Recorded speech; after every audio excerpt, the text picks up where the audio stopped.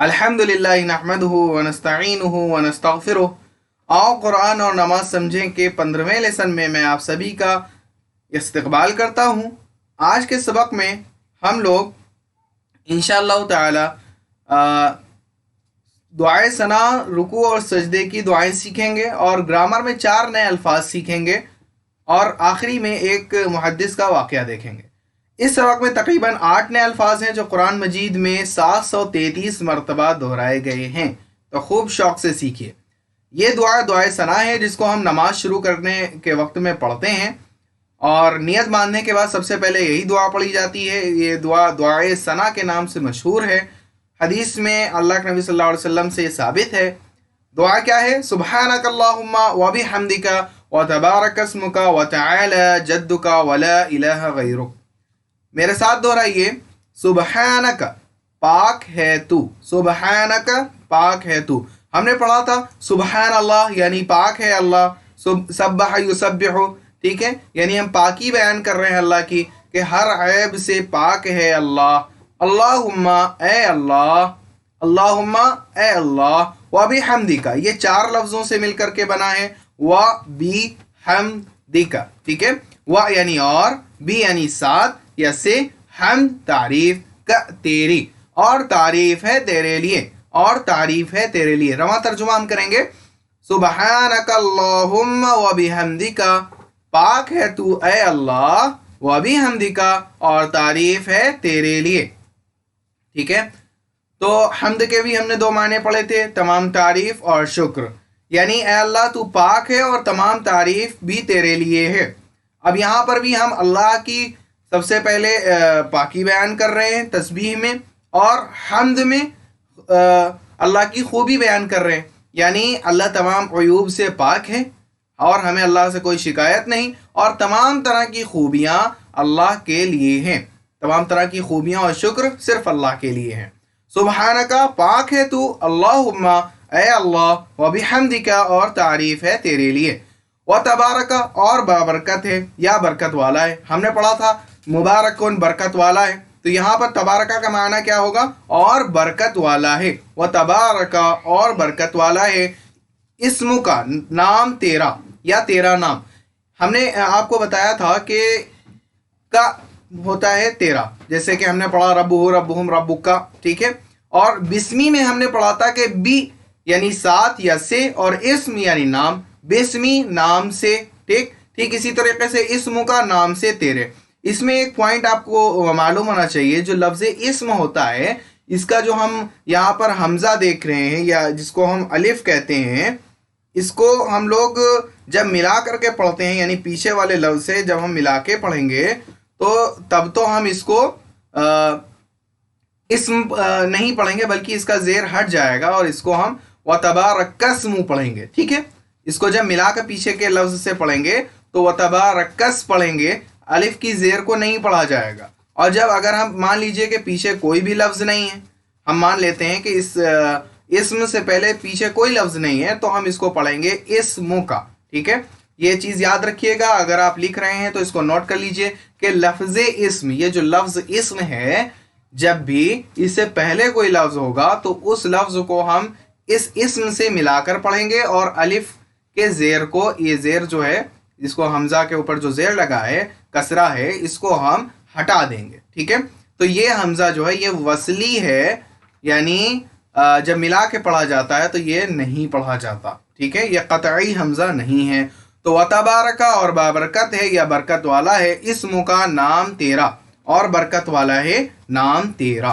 इसमें एक मज़ीद चीज़ और ये भी है, ये जो हमने फ़िअल अम्र पढ़े थे, इग़फ़िर, इस्बिर, उन्सुर, इफ्ताह, इस्मा, इज़रिब, फ़िअल अम्र में जितने भी अलिफ हैं ये सब वसली हैं, यानी इनसे पहले अगर कोई भी लफ्ज़ आ जाएगा तो उसको हम अलिफ के हमज़ा को हटा देंगे, यानी ज़ेर जो है उसको हम हटा करके पढ़ेंगे।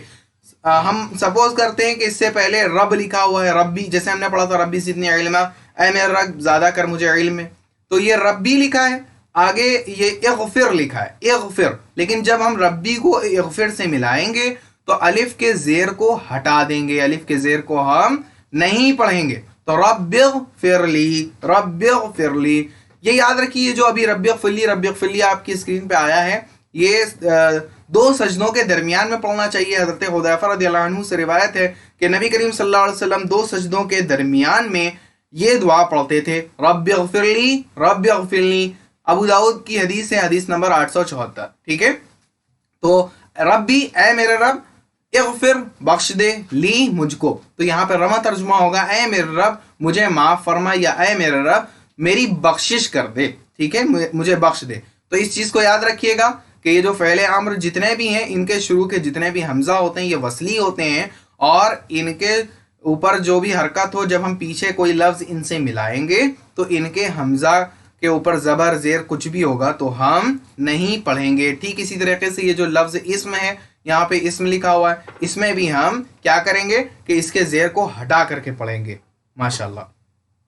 وَتَبَارَكَ، اور برکت والا ہے، اسم کا نام تیرا، ملا کر پڑھیں گے وَتَبَارَكَ اسْمُكَ، اور برکت والا ہے نام تیرا، تیرا نام، وَتَعَالَى، اور بلند و بالا ہے، بلند اور بالا ہے، عالی شان ہے، بلند و بالا یعنی عالی شان ہے، وَتَعَالَى، اور عالی شان ہے یا بلند و بالا ہے، جدُّ کا، تیری بزرگی، یعنی اللہ کی جو بزرگی ہے، اللہ کی جو عظمت ہے وہ تمام لوگوں سے اونچی ہے، بلند ہے، بالا ہے، عالی شان ہے، اور اللہ کی بزرگی کا کوئی مقابلہ نہیں کر سکتا۔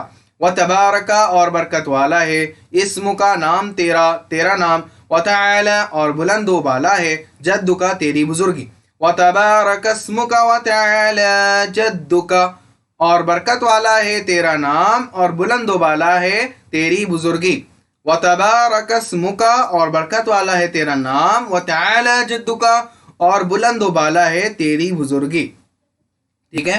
وَلَا الہ، اس کا ترجمہ آپ لوگوں کو آتا ہے، وَلَا الہ، اور نہیں کوئی معبود، اور نہیں کوئی معبود، غیرک، سوائے تیرے، غیرک، سوائے تیرے، غیر یعنی سوائے یا نہیں، اور کا تیرے یعنی نہیں ہے کوئی معبود سوائے تیرے، وَلَا الہ، اور نہیں ہے کوئی معبود سوائے تیرے، غیرک، سوائے تیرے۔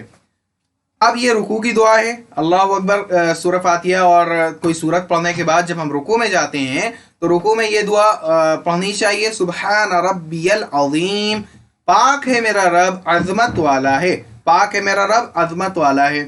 یہ تمام الحمدللہ آپ لوگوں کو اس کے ترجمے آتے ہیں۔ اس میں 4 باتیں ہیں۔ کیا باتیں ہیں 4؟ سب سے پہلی چیز یہاں پہ ہم کہہ رہے ہیں سبحانہ، یعنی پاک ہے، ہر عیب ہر برائی سے پاک ہے اللہ۔ دوسری بات ربی، یعنی رب ہے جسم کے ایک ایک ذرے کو پالنے والا، ہر پل پالنے والا، ٹھیک۔ اور مزید یہ کہ میرا رب ہے، اور اس کو جب ہم کہیں نا ربی العظیم، میرا رب عظمت والا، تو اس احساس کے ساتھ کہیں کہ جب ہم کسی شخص کو کسی سے تعارف کرواتے ہیں، اب ہمارا کوئی خاص ہو، ہم کسی سے اس کا تعارف کروا رہے ہوں، انٹروڈکشن کروا رہے ہوں، تو ہم بہت اس سے کہتے ہیں کہ یہ ہے میرا صاحبزادہ، یا یہ میرے والد صاحب ہیں، یا یہ میرا دوست ہے بہت خاص۔ تو جب ہم رب کہہ رہے ہیں جو ہم کو پالنے والا ہے، ہمارا بادشاہ ہے، تو وہاں پر بھی ہم بہت ہی تصور، احساس اور جذبات کے ساتھ کہیں کہ ربی، میرا رب ہے۔ تو رب ہے پہلی چیز کہ رب ہے جسم کے ایک ایک ذرے کو ہر پل پالنے والا، اور پھر میرا رب ہے۔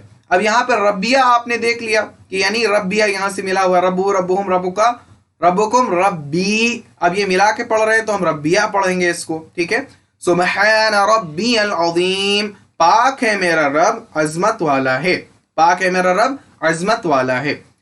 عظیم یعنی عظمت والا، بڑائی والا، جس کو عاجز نہ کیا جا سکے، جس کی بڑائی کا کوئی مقابلہ نہ کر سکے، یعنی اس کی بڑائی کے آگے کسی کی بڑائی نہیں ہے، اس کی عظمت کے آگے کسی کی عظمت نہیں ہے، اور اس کو کوئی عاجز نہیں کر سکتا۔ ہم سب عاجز بندے ہیں اور اس کو کوئی عاجز نہیں کر سکتا۔ سبحانہ، پاک ہے، ربیہ، میرا رب، العظیم، عظمت والا ہے۔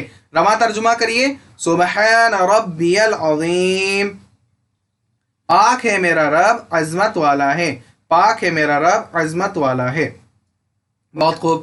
رکوع سے اٹھتے وقت ہم کیا کہیں گے؟ سمع اللہ لمن حمیدہ، سمع اللہ لمن حمیدہ، اس کو ایک بار دہرائیے، سمع اللہ لمن حمیدہ۔ سمع اللہ، سن لی اللہ نے، سمع سن لیا، ٹھیک ہے، یا سن لی، اللہ اللہ نے۔ یہاں پر سینٹنس کا مطلب اصل میں یہ ہے کہ سن لی اللہ نے اس کی بات جس نے اس کی تعریف کی، تو یہاں پہ سن لیا کے بجائے ہم سن لی کہہ رہے ہیں کہ سن لی اللہ نے، سمع اللہ، سن لی اللہ نے. سمع مطلب ہوتا ہے سمع اطاعت، جیسے ہم کہتے ہیں سامعین کرام یعنی سننے والوں، تو سمع سن لی، سن لیا، ٹھیک ہے. اللہ اللہ نے، سمع اللہ سن لی اللہ نے، لمن اس کی جس نے، لی یعنی لیے یا کو، اور من یعنی جو، ٹھیک ہے. تو یہاں پر رواں کیا ہوگا، لی یعنی لیے اور من یعنی جو یا جس نے، اس کی جس نے، لیمن کس کی سن لی اللہ نے، لیمن اس کی جس نے، کس کی، حمیدہ تعریف کی اس کی، یعنی اللہ کی جس نے تعریف کی، اللہ نے اس کی بات سن لی. سمع اللہ لمن حمیدہ، سن لی اللہ نے، لمن اس کی جس نے، حمیدہ تعریف کی اس کی، حمیدہ تعریف کی اس کی. میرے ساتھ رواں پڑھیے، سمع اللہ لمن حمیدہ، سن لی اللہ نے اس کی جس نے اس کی تعریف کی، سن لی اللہ نے اس کی جس نے تعریف کی اس کی، یعنی اللہ نے اس کی بات سن لی جس نے اللہ کی تعریف کی. اب رکوع سے جب ہم اٹھ جاتے ہیں نماز میں تو پھر کیا پڑھتے ہیں، ربنا ولک الحمد. جب امام صاحب کے پیچھے اگر ہم پڑھ رہے ہیں تو امام صاحب رکوع سے اٹھتے وقت کہیں گے سمع اللہ لمن حمیدہ. پھر ہمیں کیا کہنا ہے، ربنا ولک الحمد، اے ہمارے رب اور تیرے لیے ہر قسم کی تعریف ہے، اے ہمارے رب اور تیرے لیے ہر قسم کی تعریف ہے.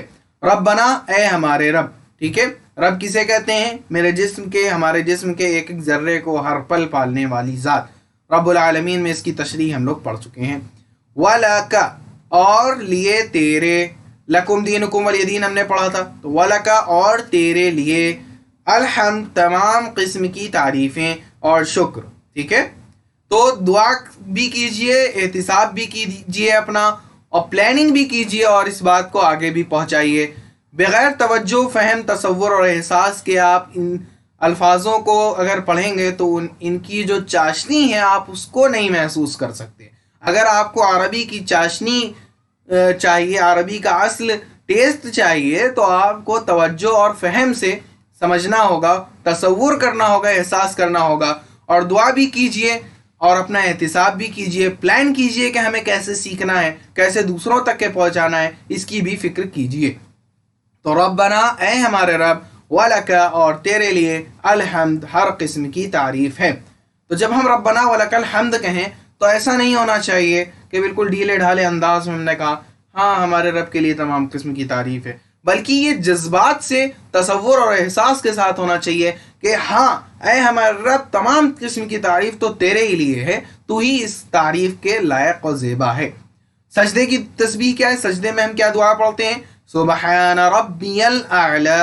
ٹھیک اسی طرح جس طرح ہم رکوع کی دعا پڑھتے ہیں یہ بھی ویسے ہی ہے. سبحانہ پاک ہے، ہر عیب اور برائی سے پاک ہے.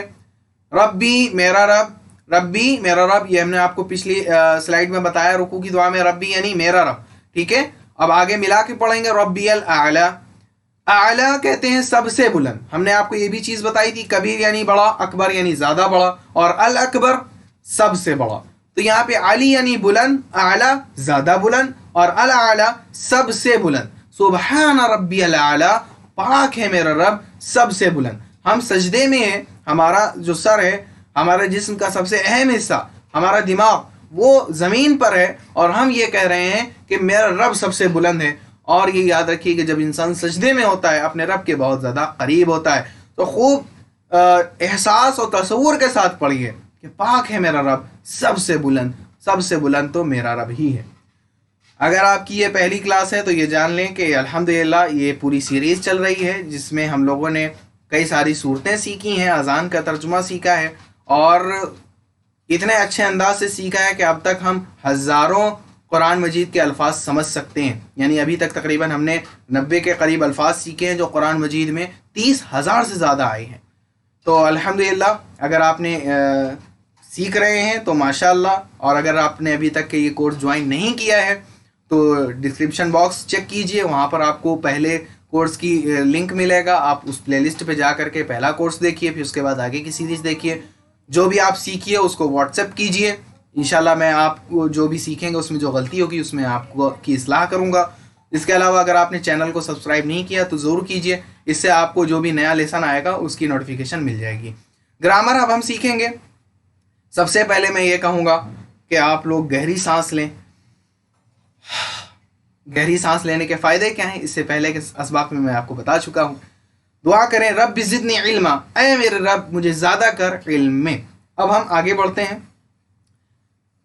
سپوز کیجئے کہ ایک حادثے میں ایک شخص کی آنکھ کے 78,000 ٹکڑے ہو گئے اور ڈاکٹر اس سے کہے کہ ان ٹکڑوں کو تم اس طرح اٹھا کر کے لے آؤ کہ یہ سارے ٹکڑے جمع ہو جائیں، تو یہ جب ان کو ایک کیا جائے گا تو تمہاری جو بصارت ہے، روشنی ہے، وہ پوری آ جائے گی، تمہیں صاف صاف دکھنے لگے گا۔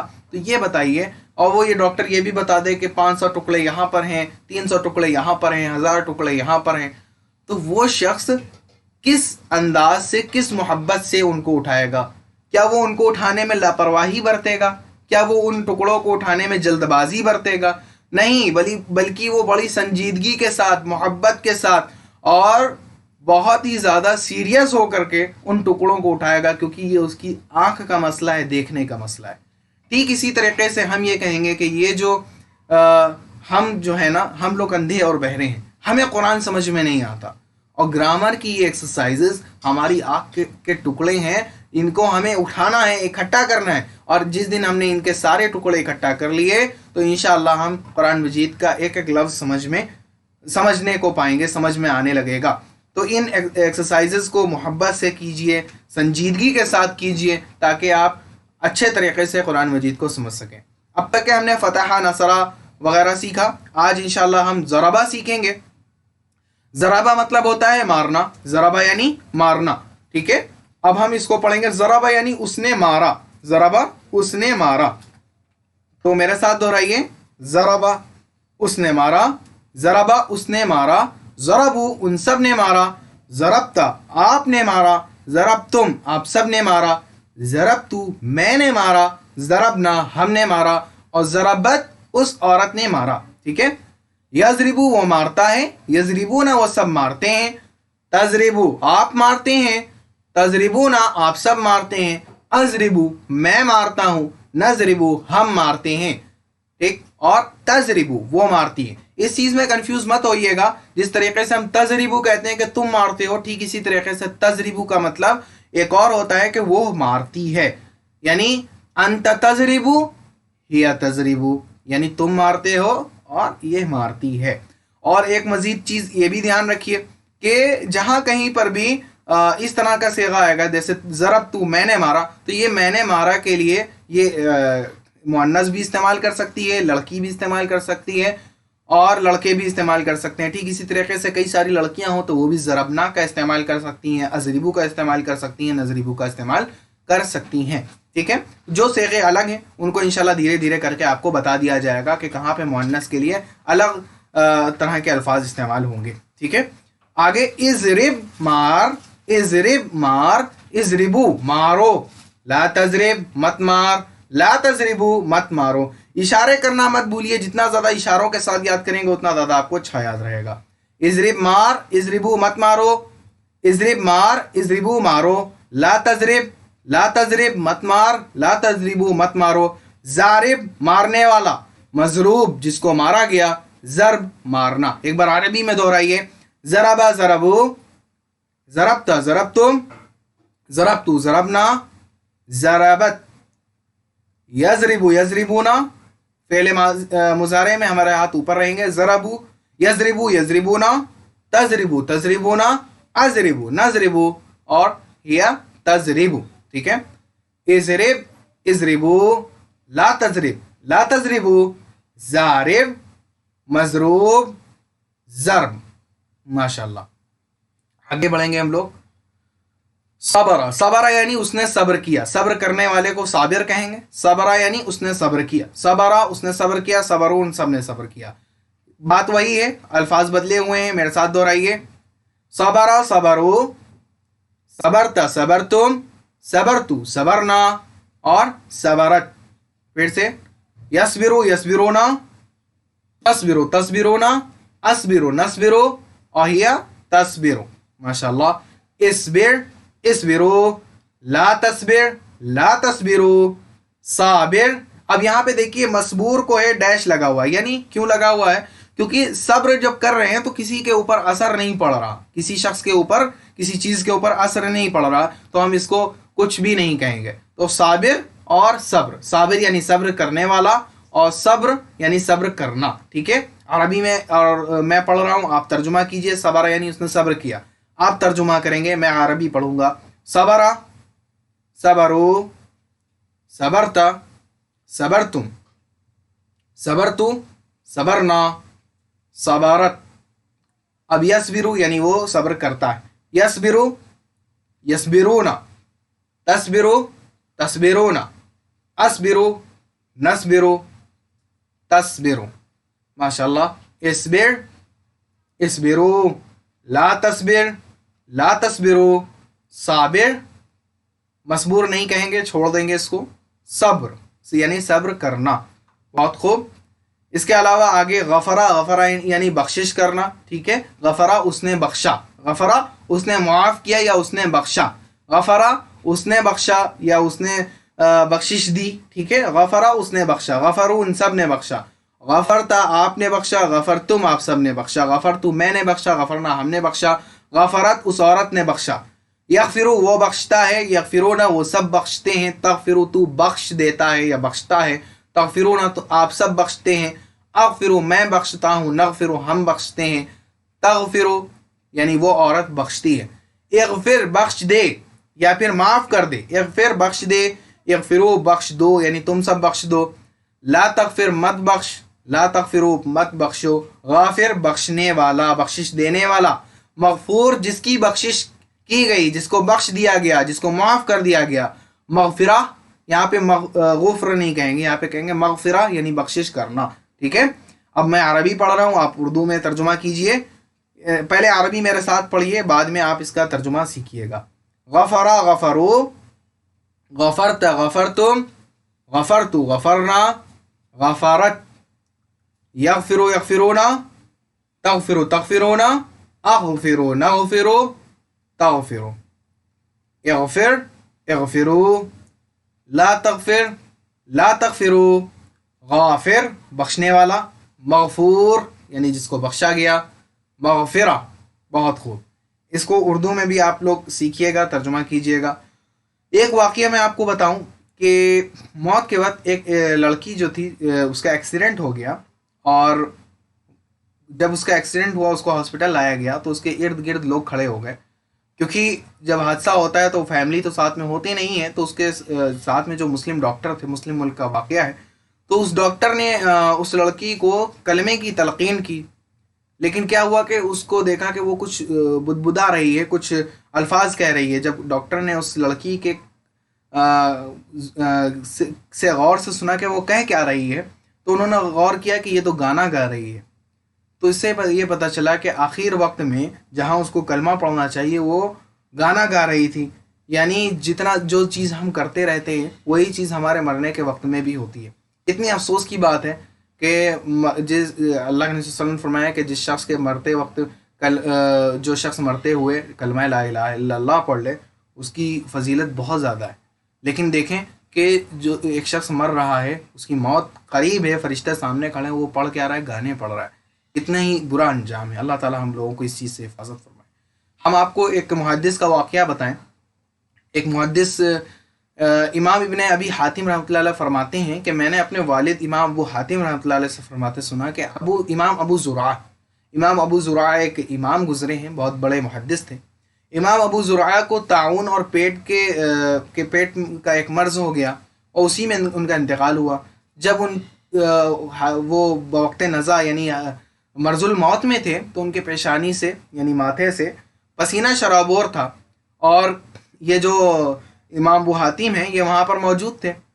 وہاں پر کسی شخص نے یہ بات کہی کہ محمد بن مسلم بن بارہ سے کہ وفات کے وقت قریب الموت کو لا الہ الا اللہ کی تلقین سے متعلق آپ کو کوئی حدیث یاد ہے؟ یعنی جو شخص قریب الموت ہو اس کو کیا حدیث کیا تلقین کرنی چاہیے, آپ کو کچھ معلوم ہے؟ مسلم بن عروہ وہاں پر موجود تھے, تو وہاں انہوں نے یہ بات کہی کہ اس سلسلے میں معاذ بن جبل سے ایک حدیث مروی ہے.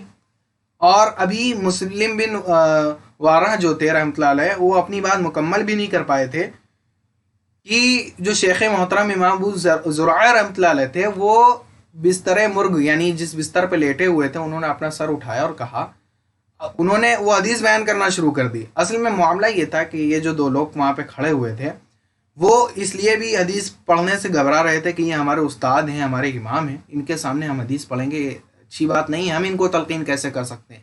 اس شرم کی وجہ سے وہ نہیں پڑھ رہے تھے. جب انہوں نے اس چیز کو بھاپ لیا تو خود امام زرع رحمۃ اللہ علیہ اٹھ کے بیٹھ گئے اور حدیث پڑھنا شروع کر دی. اور انہوں نے اپنی سند سے حدیث پڑھی کہ میں نے عبد الحمید بن جعفر سے سنا، اس نے صالح بن ابی عریب سے سنا، انہوں نے کثیر بن مرہ سے سنا کہ معاذ بن جبل رضی اللہ عنہ روایت کرتے ہیں کہ نبی کریم صلی اللہ علیہ وسلم نے فرمایا کہ جس شخص کا آخری کلمہ لا الہ الا اللہ ہو وہ جنت میں داخل ہوگا. امام ابو زرعہ کا اس حالت میں یہ بیان کرنا تھا کہ ان کا گھر آہو بکا سے چیخ اٹھا. یعنی یہ الفاظ کہنا تھے کہ جو شخص کلمہ لا الہ الا اللہ کہے دخل الجنہ، وہ جنت میں داخل ہو گیا، اتنا کہنا تھا، ان کا انتقال ہو گیا. تو دیکھیے کہ کیا ہی خوبصورت موت تھی، کیا ہی خوبصورت انتقال تھا جو اللہ تعالیٰ نے ان کو عطا کیا. تو ہم کو بھی چلتے پھرتے زیادہ سے زیادہ قرآن کی مشق کرنی ہے، کیونکہ جتنا زیادہ ہم قرآن سنتے اور سناتے رہیں گے، حدیثوں کو سنتے اور سناتے رہیں گے، اتنا ہی زیادہ امکان ہے کہ موت کے قریب ہماری زبان پہ کلمہ آئے. اگر ہم اول جلول یا غلط سلط چیزوں کو پڑھیں گے تو وہی ہوگا کہ ہماری زبان بھی انہی چیزوں کو دہرائے گی مرنے کے وقت میں. تو اس کان سے ہم صبح شام سنتے ہی رہتے ہیں، کئی طرح کی چیزیں سنتے ہیں، تو بہتر کیوں نہیں ہے کہ ہم قرآن اور حدیث کی باتیں ان سے سنیں.